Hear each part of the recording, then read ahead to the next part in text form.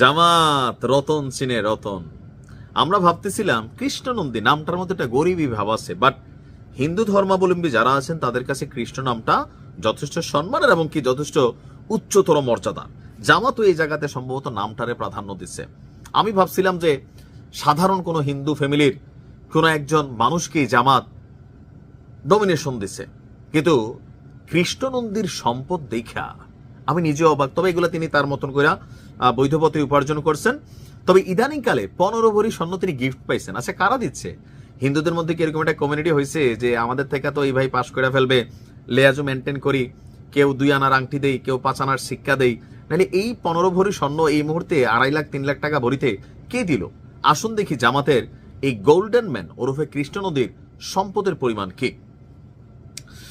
দর্শক, নির্বাচনী হলফনামায় খুলনা 1 আসন, বাটিয়াঘাটা, দাকুব সবচেয়ে সম্পদশালী প্রার্থী হচ্ছেন জামাত ইসলামের মনোনীত কৃষ্ণনন্দী। চেহারার মধ্যে একটা তেলতিল্লা ভাব আছে, ঘি খায়, মাখন খায়। দাড়িপাল্লা প্রতীকে এই কাণ্ডারির মোট সম্পদের পরিমাণ হচ্ছে 20 কোটি 66 লক্ষ টাকা। আর আমরা বাংলাদেশের মানুষ জানি নির্বাচনী হলফনামায় যা দেখানো হয় মূল সম্পদ এর থেকে কয়েক গুণ বেশি থাকে। তো আমরা যদি ধরেন তিনি 50% সত্যতা দিচ্ছেন, 50 থেকে 100 কোটি টাকার মালিক।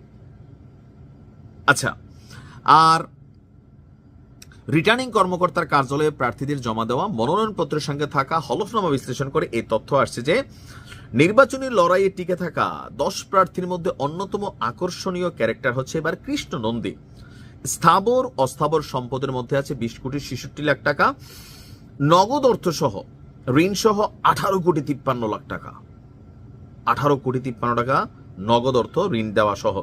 ব্যবসা এবং কৃষিকাজ থেকে তার বার্ষিক আয় হয় 6,80,000 টাকা। আর আমরা যদি দেখি যে প্রার্থীর হলফনামা পর্যালোচনা করে দেখা গেছে জামায়াতের প্রার্থী কৃষ্ণনন্দী তিনি এসএসসি পাস, পেশা হিসাবে তিনি একজন ব্যবসায়ী। অস্থাবর সম্পদ অর্থাৎ 19 কোটি 2 লাখ টাকা হচ্ছে অস্থাবর, আর স্থাবর সম্পত্তি হচ্ছে 1 কোটি 63 লক্ষ টাকা। অস্থাবর সম্পদের মধ্যে যেই টাকাগুলো দেখাইছে এর মধ্যে 18 কোটি 53 লাখ টাকা নগদ, 47 লক্ষ টাকা মূল্যের একটি নিশান জিপ, একটি টয়োটা প্রোবক্স প্রাইভেট কার, উপহারের 15 ভরি স্বর্ণালঙ্কার। এই উপহার কি মনোনীত হবার আগে পাইছে না পরে পাইছে এটা সম্পর্কে তথ্য নাই। এছাড়া ডুমুরিয়ার চুকনগরে 28 লক্ষ টাকা মূল্যের 2টি 3তলা পাকা বাড়ি আছে। সর্বশেষ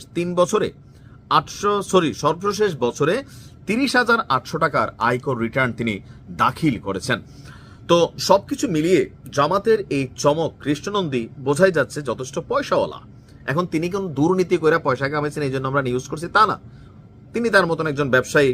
আর বাংলাদেশে হিন্দুদের মধ্যে অনেকে আছে যথেষ্ট ধনাঢ্য এবং পয়সাওয়ালা। আমি এই কারণে বললাম যে জামাতের গোল্ডেন ম্যান, তাকে এই কারণে বললাম যে একটা নির্বাচন করতে বাংলাদেশ সরকারের নির্ধারিত বা নির্বাচন কমিশনের নির্ধারিত যে পয়সা, এগুলা দিয়ে একটা ওয়ার্ড সামলানো যায় না। যারা নির্বাচন করেন অথবা নির্বাচনী কাজের সাথে কানেক্টেড তারা সকলেই জানেন 4-5 কোটি টাকা ভাই চোখের পলকে খরচ হয়ে যায়। কারণ আমরা বাঙালি খাই, আমরা বলি রাষ্ট্র কি করছে, এমপি শালা চোর, মন্ত্রী শালা চোর, কিন্তু আমরা ভোটের আগে ভাই হুন্ডার তেলের পয়সা চাই, মিছিলের পয়সা চাই, অটো ভাড়া চাই, খানা চাই, নির্বাচনের দিন ব্যয়ভার চাই, সবকিছু তো চাই। তো এত কিছু কই থেকে দিব? আর এগুলো দেওয়ার জন্যই দরকার হচ্ছে কারি টাকা। আর এছাড়া জামাতের যে নির্বাচনী প্রচারণা বা নির্বাচনী সিস্টেম, সেখানে তাদের দলীয়গতভাবে প্রত্যেক প্রার্থীর জন্য যতদূর আমরা জানছি 1.5 কোটি টাকা করে কিন্তু বরাদ্দ করা হয়েছে। তো কৃষ্ণনন্দী নিজে এমনি যথেষ্ট ধনাঢ্য, জামাতের ভোট আছে, অমুসলিমদের ভোট আছে, সব মিলিয়ে এই আসন জিতার সম্ভাবনা কিন্তু কৃষ্ণনন্দীর আছে। দেখা যাক কি হয়। ভালো থাকুন।